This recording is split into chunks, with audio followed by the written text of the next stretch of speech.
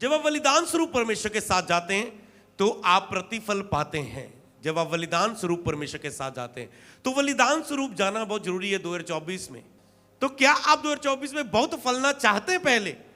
पहले तो यह चीज आपके अंदर होनी चाहिए कि आपके पास कुछ कारण है कि आप बलिदान स्वरूप तैयारी कर सके जनवरी में। क्या आपके पास कोई कारण है? जैसे 2024 को आप अपने ये टारगेट लेना है कि मुझे 2024 पूरा इतना आग लगानी आत्मिक जीवन में, इतनी आत्मिक उन्नति करनी है। तुम देखना तेरे बच्चों के बच्चे आशीषित होते रहेंगे, वो वंशों तक आशीष जाएगी 2024 की आत्मिक उन्नति की यीशु के नाम में। हालेलुया। क्या आप अमीर व्यक्ति बनना, ब्लेस्ड व्यक्ति बनना चाहते हैं? तो लिखा यूसुफ के यहोवा संग था इसलिए वो अमीर होता गया। वो जहां जहां जाता था प्रभु उसे ब्लेस करता गया और उसके कारण परमेश्वर जहां वो रहता था उन लोगों को भी ब्लेस करता गया। आपके कारण 2024 में लोग ब्लेस होंगे यीशु नाम में। परमेश्वर आपको ऐसे ब्लेस करेगा, आत्मिक उन्नति के साथ आपको आशीषित भी करेगा।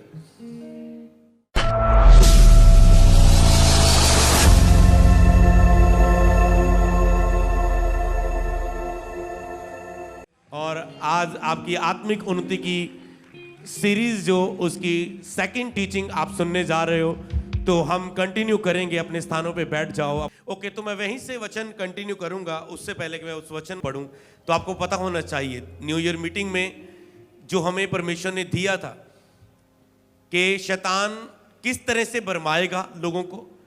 और मैंने टीम को बोला ये मैसेज केवल आपकी हमारी चर्च के लिए नहीं, हमें परमेश्वर ने अपोस्टलिक कॉल दी है। वो मैसेज हर पास्टर के लिए, हर बिलीवर के लिए, हर चर्च के लिए और हर एक मसीही के लिए है जो हिंदी में सुन सकता है, क्योंकि इंग्लिश में वो नहीं है। तो वो उसे डाला गया कि हर एक मसीही उस मैसेज को जरूर सुने। और परमेश्वर नहीं चाहता कि शैतान की उस चाल में लोग फंसें। और जैसे वो मैसेज डाला गया, एक ही दिन में, अभी एक दिन भी पूरा नहीं हुआ कि 8-9 हज़ार लोगों ने उसे देख लिया होगा। हालेलुया। और सचमुच वो पहुंचना जरूरी है मेरी यही, क्योंकि उसमें परमेश्वर की प्रेजेंस है, परमेश्वर की आवाज है, परमेश्वर की अगुवाई है। केवल 1-2 महीने का वो सरमन नहीं, 2024 के लिए वो एक अगुवाई है। हालेलुया। और उसके बाद हमें इस चीज की और बिल्कुल ध्यान देना बहुत ज्यादा जरूरी है कि हमें कैसी नींव कैसे रखनी है कि 2024 में हम हमारी नींव कैसी हो, हमारी नींव कैसी होनी चाहिए। जितनी नींव आपकी मजबूत होगी उतना ही आपका 2024 में आगे आपको इजी लगेगा, उतना ही इजी होगा आपके लिए 2024। आप अपने बर्थडे पर प्रेयर करवाते हैं पास्टर से, जहाँ चर्च आते हैं, डब्बा लेके आते हैं, मिठाई लेके आते हैं, जहाँ कुछ भी आप आते हैं, एक प्रेयर, एक ब्लेसिंग मांगते हैं कि मेरा ये साल अच्छा गुजरे, अच्छा निकले, जो मैंने पिछले साल में नहीं पाया मैं इस साल पाऊं। इसी तरह जब आप न्यू ईयर में आते हैं, हर एक की ये इच्छा होती है ये मेरा गुड हेल्थ रहे, इस साल मेरे जीवन में बहुत कुछ मैं प्राप्त करूं और बहुत कुछ। हालेलुया। कभी भी एक साल को नॉर्मल ही निकलने ना दो, नॉर्मल लेके ना चलो।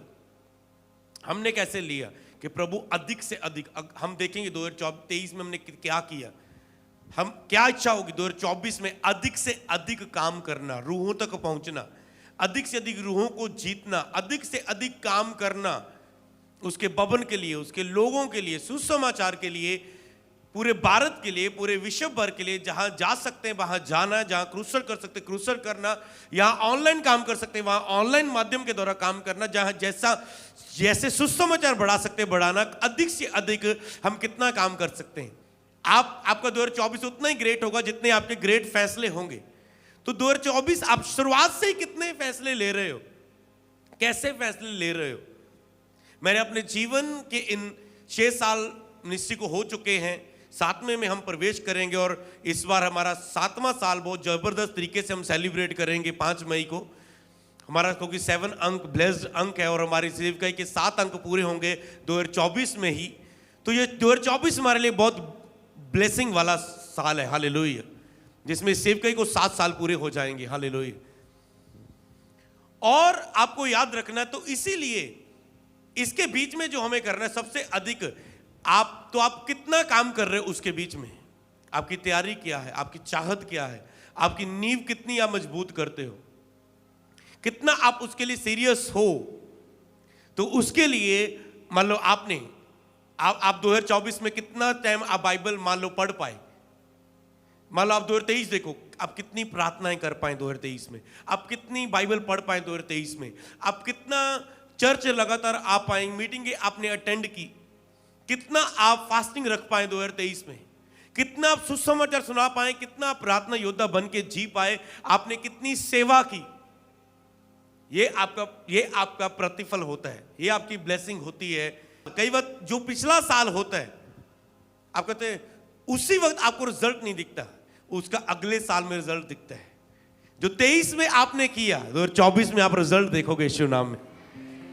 कई लोग सोचते मैंने 2023 में ऐसा किया, हुआ क्यों नहीं?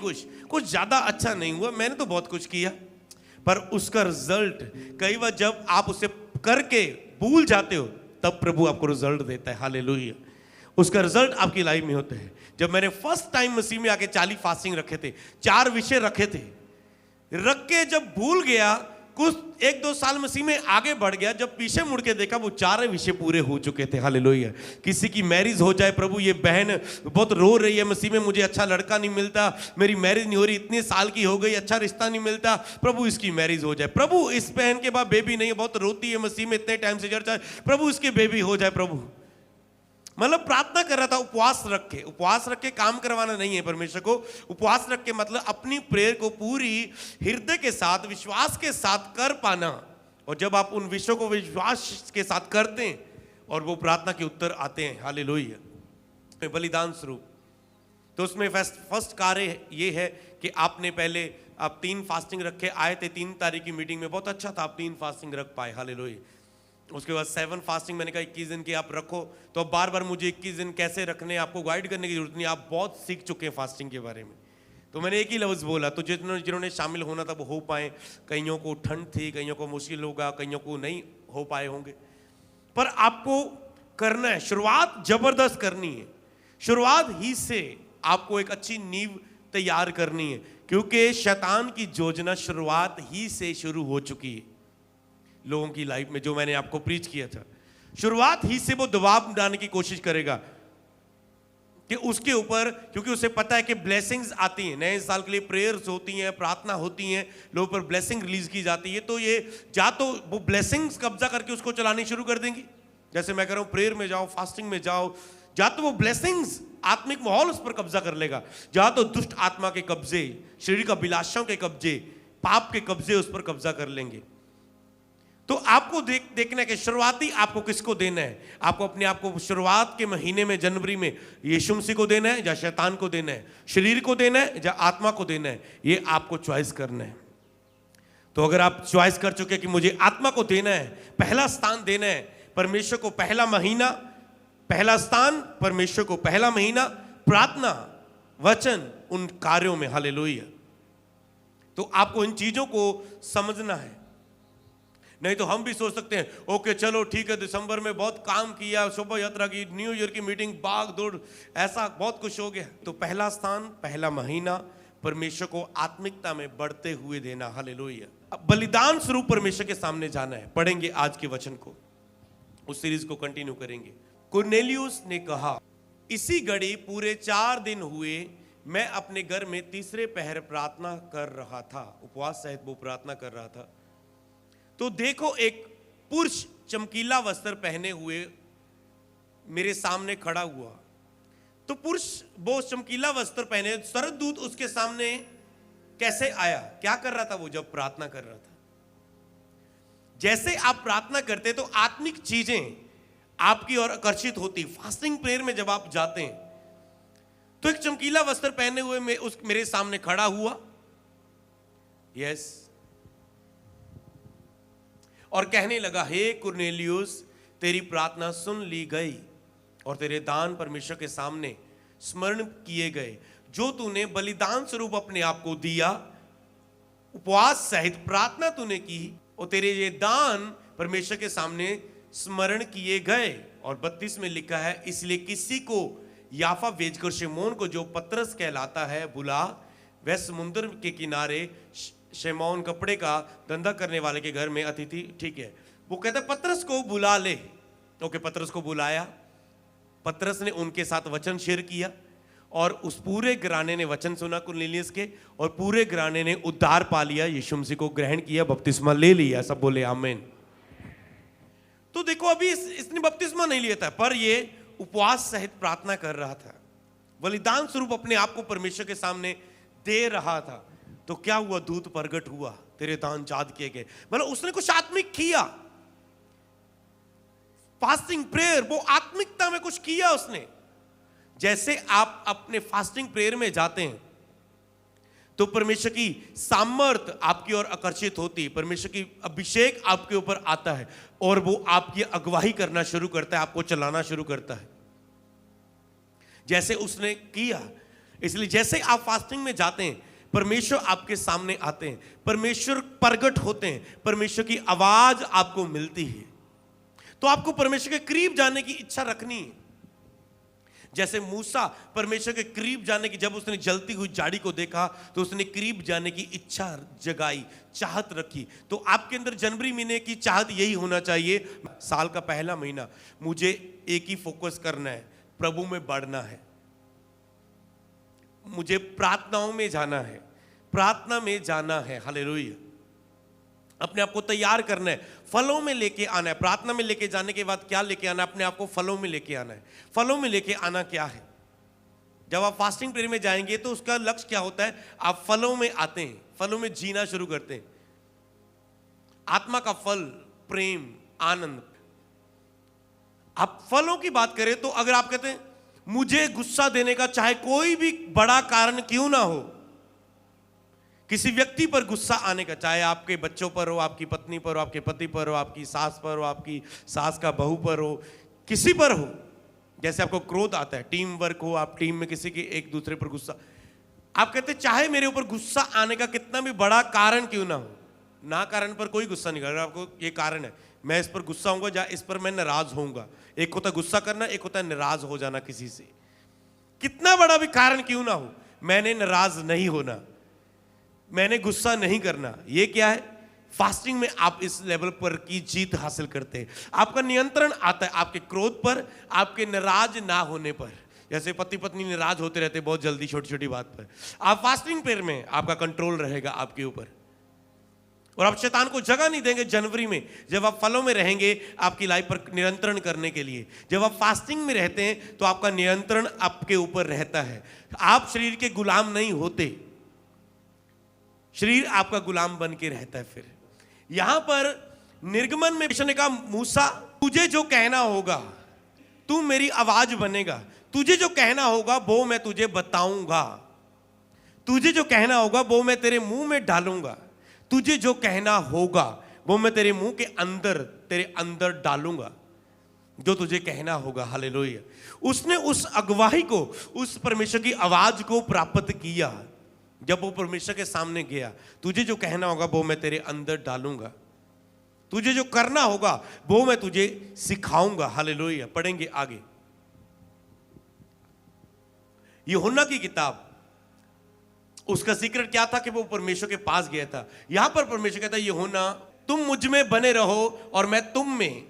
जैसे डाली यदि दाखलता में बनी ना रहे तो वह अपने आप से फल नहीं सकती, वैसे तुम यदि मुझ में बने ना रहो तो फल नहीं सकते। यदि तुम मुझ में बने ना रहो तो फल नहीं सकते, तुम मुझ में बने रहो तो तुम फलोगे। तो प्रभु में बने रहना, जैसे हमने फास्टिंग के बारे में पढ़ा था फर्स्ट सरमन के पार्ट में, न्यू ईयर मीटिंग में, कि पौलुस कहता है मैं बार बार उपवास रखने में। यहां पर कहता है यदि तुम मुझ में बार बार बने रहो, क्योंकि मुझसे अलग रहकर तुम कुछ नहीं कर सकते। जितना टाइम आप प्रभु से अलग रहेंगे उतना आप मिस करेंगे अपने साल में, उतना आप मिस करोगे। आप कितना टाइम अलग रहें, कितना आप शारीरिकता में रहे, फास्टिंग रहत रहे, कितना आप प्रेयर वचन के बिना रहे, आप उतना ही अपने साल में कम रिसीव कर पाओगे, कम ग्रहण कर पाओगे। वो चाहे आपका आशीष लेवल है, स्पिरिचुअल लेवल है, आत्मिक उन्नति लेवल है। जैसे मैंने कहा आप अपनी आत्मिक उन्नति देखोगे तो आपको प्रभु वचन भी देगा, आपको उसे फॉलो करना है, आपको फिर वो ग्रेस भी देगा। हालेलुया। तो अगर आप आत्मिक उन्नति ऐसी देखना चाहते हो जो कभी नहीं देखी, तो आपको उसमें बने रहना है, निरंतर आपको फास्टिंग। फिर जब आप निरंतर उस चीजों में जाएंगे आप फिर रिजल्ट देखेंगे, जब आप निरंतर उसमें बने रहेंगे, निरंतर फास्टिंग प्रेयर में रहेंगे। कोशिश करें आप अधिक से अधिक काम करने की। फास्टिंग हो तो आप मतलब पूरा साल लक्ष्य लेके चलें, मुझे चेंज करती जानी है फास्टिंग। ये हर एक व्यक्ति की भूख प्यास होती है, हर एक व्यक्ति उतना समर्पण नहीं करता, हर एक व्यक्ति इतना ज्यादा अपने आप को नहीं देता। इसीलिए आपको सबसे पहले तो ये चॉइस करनी है, आपको कितना अधिक प्राप्त करना है। अगर आपके अंदर चाहत ही नहीं है तो आप बलिदान स्वरूप ऐसा जीवन जीने की कोशिश नहीं करेंगे। अगर आपके पास कोई लक्ष्य नहीं है, शैतान इसलिए लोगों को लक्ष्यहीन करता है कि इनके पास लक्ष्य ना हो, इनके पास लक्ष्य ना हो कि हमें क्या करना है। जब आपके पास लक्ष्य बड़े बड़े होते हैं तो आपको पता है नहीं, हमें बढ़ाना होगा। पिछले साल हम 6 महीने लगातार मैं फास्टिंग में था।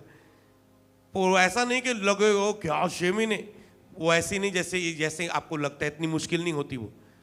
जब आप टाइम चेंज करते रहें, जब आप छोटी बड़ी करते रहें, कभी छोटी कभी बड़ी, कभी छोटी कभी कुछ दिन की, कभी जैसे एक खत्म होती, और हम लगातार काम कर रहे हैं। और मैंने देखा, मैंने बहुत कुछ प्राप्त किया, वो मैंने न्यू ईयर बताया आपको।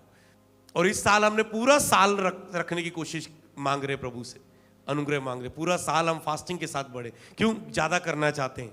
अगर हमने पिछले 6 महीनों में निरंतर वाली में बहुत कुछ प्राप्त किया तो हम और अधिक प्राप्त करना चाहेंगे। हालेलुया। ये होती है चाहत। तो यस, पढ़ेंगे आगे। मैं दाखलता तुम डालियों, जो मुझ में बना रहता है और मैं उसमें, वह बहुत फलता है। जो मुझ में बना रहता है, मैं उसमें, वह बहुत फलता है। क्योंकि मुझसे अलग रह के तुम कुछ नहीं कर सकते। बना रहता है, वह बहुत फलता है, बहुत फलता है। अगर कोई कारण नहीं है आपके पास, फास्टिंग का कारण ये नहीं है कि मेरा वीजा लग जाए, मेरे बेबी हो जाए, मुझे जॉब मिल जाए इस बार। फास्टिंग का कारण ये नहीं होता। फास्टिंग का कारण अपने ऊपर नियंत्रण करना होता है। जब आपका अपने ऊपर नियंत्रण, शरीर का नियंत्रण खत्म होता है और आपका शरीर पर नियंत्रण हो जाता है, शैतान परीक्षाएं लेके आता है। आपका समय कैसे वेस्ट होता है? शैतान जो परीक्षाएं लेके आता है आपकी लाइफ में पूरे साल भर में। जब शरीर पर आपका नियंत्रण हो गया फास्टिंग के द्वारा, तो शैतान परीक्षाएं नहीं लेके आ पाएगा शरीर पर, क्योंकि शरीर पर आपका नियंत्रण है फास्टिंग के द्वारा। हालेलुया। समझ पाए आप? तो फिर शैतान का नियंत्रण नहीं होगा शरीर पर, परीक्षाएं नहीं लेके आ पाएगा, क्योंकि वो शारीरिक रूप में परीक्षाएं लेके आता है। जब आप फास्टिंग में भोजन को जीत लेते हैं, अपने खाने को जीत लेते हैं, तो फिर आप अपनी सब तरह की, आप अपनी अभिलाषा को, लालसा को, अपनी कमियों को, कमजोरियों को, सब चीजों को जीतना धीरे धीरे शुरू कर देते हो। उत्पत्ति 39 उसकी 2 से 10 तक। यूसुफ अपने मिस्री स्वामी के घर में रहता था और यहोवा उसके संग था। ओके, यूसुफ अपने मिस्री स्वामी के घर में रहता था, यहोवा उसके संग था, इसलिए वह भाग्यवान पुरुष हो गया, अमीर पुरुष हो गया, ब्लेस्ड व्यक्ति बन गया। किस लिए? क्योंकि यहोवा उसके संग था। तो क्या आप 2024 में अमीर व्यक्ति बनना चाहते हैं? शारीरिक बात नहीं है, जोर से यस बोलो इसलिए, क्योंकि आपकी अमीरी ही गवाही है, ब्लेसिंग है। ओके, और यूसुफ के स्वामी ने देखा कि यहोवा उसके संग है और जो वह काम करता है उसको यहोवा उसके हाथ से सफल कर देता है। कि जो भी वो काम करता है यहोवा उसके हाथ से सफल कर देता है। क्या आपको ऐसा यहोवा चाहिए? ऐसा साथ चाहिए यहोवा का कि अब यो भी कुछ करें, सफल करे यहोवा? मैं तो मांगता हूं प्रभु 2024 में मैं चर्च के लिए, क्रूसर्स के लिए, लोगों के लिए, कलीसिया के लिए कुछ भी करूं, वो सफल हो। तो हमें उसके लिए बलिदान स्वरूप देना होगा परमेश्वर को, जिस तरह कुरनेलियस परमेश्वर के सामने था प्रार्थना में, जिस तरह मूसा था, जिस तरह जीसस क्राइस्ट फास्टिंग प्रेयर में थे। तो इसलिए काम करता था, यहोवा उसके हाथ से उस काम को सफल कर देता था। तो इसीलिए बात यह है कि परमेश्वर की ओर से आपके ऊपर वो आशीष है, ब्लेसिंग है, सफलता है। यस, पढ़ेंगे। और वह उसकी, तब उसकी अनुग्रह की दृष्टि उस पर हुई और वह उसकी सेवा टहल करने के लिए नियुक्त किया गया। फिर उसने उसको अपने घर का अधिकारी बना के अपना सब कुछ उसके हाथ में सौंप दिया। यस, तब उसने उसको उसके घर का और अपनी सारी संपत्ति का अधिकारी बनाया। तब से यहोवा यूसुफ के कारण, ओके, यहोवा यूसुफ के कारण, मैं कह यहोवा एक व्यक्ति के कारण कैसे? यहोवा यूसुफ के कारण उस मिस्री के घर पर आशीष देने लगा। मैं रुक रहा हूं, यहोवा यूसुफ के कारण, यहोवा यूसुफ के यहोवा यूसुफ के कारण देखो, यहोवा यूसुफ के कारण। एक होता है एक व्यक्ति यहोवा के कारण, समझ पा रहे हैं, बढ़ने लगा, मैं रुक गया, मैं क्या हो रहे हैं, समझ पा रहे। यहोवा यूसुफ के कारण उस मिस्री के घर को आशीष देने लगा। और घर क्या घर में, क्या मैदान में, उसका जो कुछ था सब पर यहोवा की आशीष होने लगी। ये ऐसी आशीष 2024 में आपके जीवन में आए। घर क्या, ये क्या, बाहर क्या, हर एक बात पर आशीष आने लगी यीशु के नाम में। हालेलुया। जब आप आशीष वचन सुनते हैं, आशीष आपकी स्पिरिट में जन्म ले रही है यीशु के नाम में। हालेलुया। तो यहोवा उसके कारण हर एक उसके हिस्से को, मान लो आपके कारण, सोचो आपके ऊपर इतना ऐसा यहोवा का हाथ आए, आपका बच्चे पर ऐसा यहोवा का हाथ आए और वो ब्लेस हो, उसके बाद वो फॉरेन में जाए और जहां वो काम करे, और उस काम करने वाली जगह पर जहां जहां वो काम करे, उसे 4 बंदों के नीचे था, फिर उसको फोरमैन बना दिया गया, धीरे धीरे उसकी पोस्ट बढ़ती गई और मालिक ने देखा इसके यहां भी इसे खड़ा करता हूं, मेरा काम तो बल्ले बल्ले हो रहा है। क्या मालिक उसको जॉब को नहीं बढ़ाएगा, उसकी सैलरी नहीं बढ़ाएगा, उसको फेवर नहीं देगा? आपके हाथ पर ऐसी आशीष चाहिए, तो ऐसी अगर आशीष चाहिए तो उसके लिए आपको यहोवा के साथ रहना है।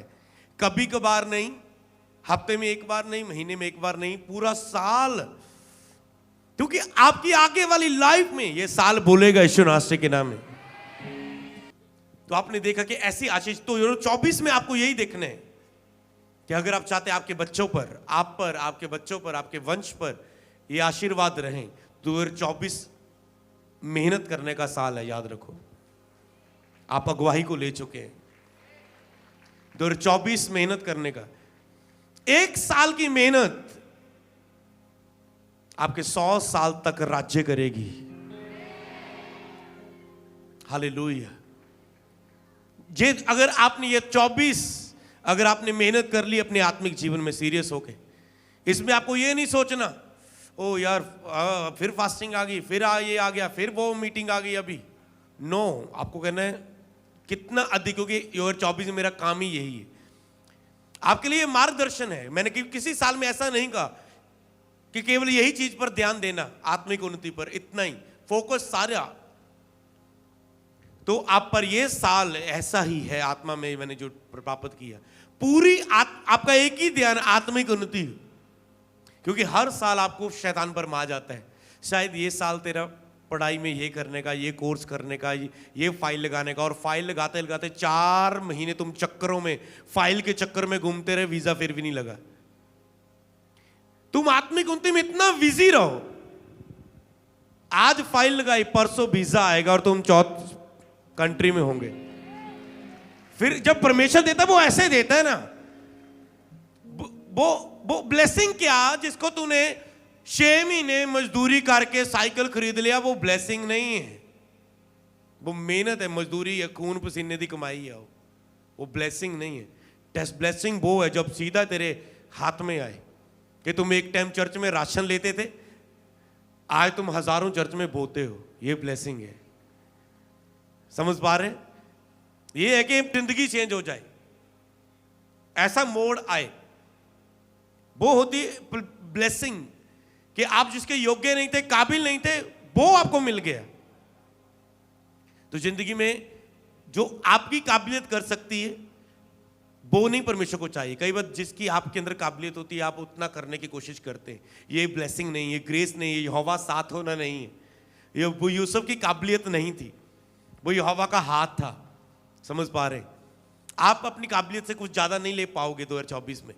इसलिए आपको प्रभु जो मेरी काबिलियत, जो मेरे अंदर मैं जिस दे योग्य है, मैंने वो नहीं, जो मेरी योग्यता नहीं, उच्च नहीं, परमेश्वर तू मेरे अंदर डाल, तू मेरे अंदर कुछ एक्स्ट्रा कर जो मेरे अंदर नहीं है। परमेश्वर ਉਹ ਜਦੋਂ ਤੁਸੀਂ परमेश्वर ਦੇ ਨਾਲ ਰਹੋਗੇ ਤਾਂ परमेश्वर ਤੁਹਾਡੇ ਅੰਦਰ ਉਹ ਕੱਢੇਗਾ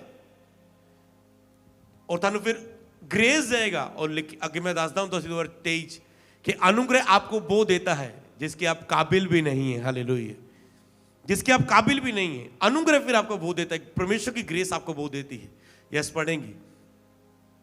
ओके, इसलिए उसने अपना सब कुछ यूसुफ के हाथ में यहां तक छोड़ दिया कि अपना खाने की रोटी को छोड़, अपनी संपत्ति का हाल कुछ ना जानता था। यूसुफ सुंदर और रूपवान था। ओके, सुंदर था।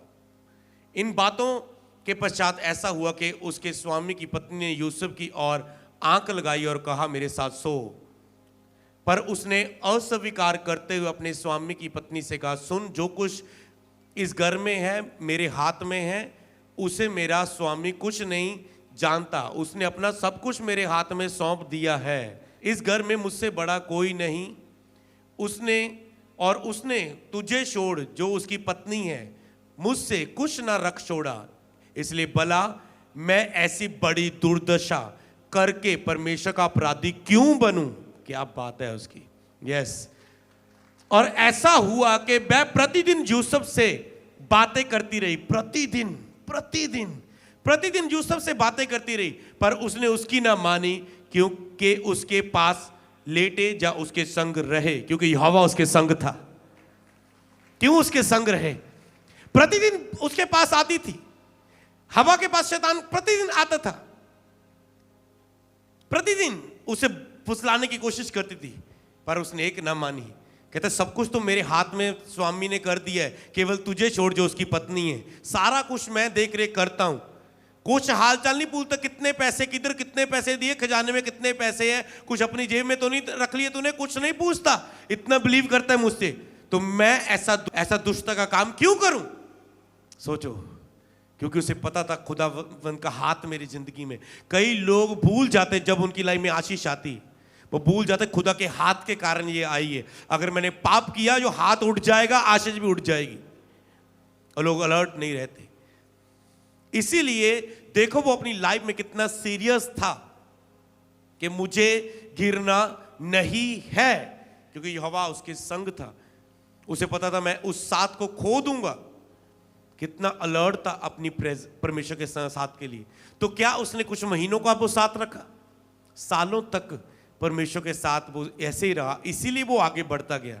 नहीं तो वो एक टाइम ऐसा आता, यूसुफ ने जहां जहां हाथ लगाया सफल हुआ, पर उसके बाद कभी सफल नहीं हुआ, क्योंकि यहोवा उसके संग नहीं रहा। नहीं तो ऐसी स्टोरी बन जाती जैसे शाऊल के साथ बनी थी। ओके, पढ़ेंगे हम आगे। डैनियल 1:8-9। आपने डैनियल का प्ले देखा था न्यू ईयर में। परंतु डैनियल ने अपने मन में ठान लिया था कि वह राजा का भोजन खाकर और उसके पीने का दाखमधु पीकर अपवित्र ना होए। इसलिए उसने खोजे के प्रधान से विनती करके की कि उसे अपवित्र ना होना पड़े, और 9 आयत में उसे फेवर मिला। उसने खोजे के प्रधान के मन में दानियल के प्रति कृपा दृष्टि बर दी। परमेश्वर ने, दानियल ने देखो गिरना नहीं चाहा शुद्ध भोजन के कारण, कि मैं राजा का शुद्ध भोजन नहीं खाऊंगा। आज तो मैरिजों का सीजन भी चल रहा होगा, और कई मशीन लोगों ने भी कुछ छोड़ा नहीं होगा शायद।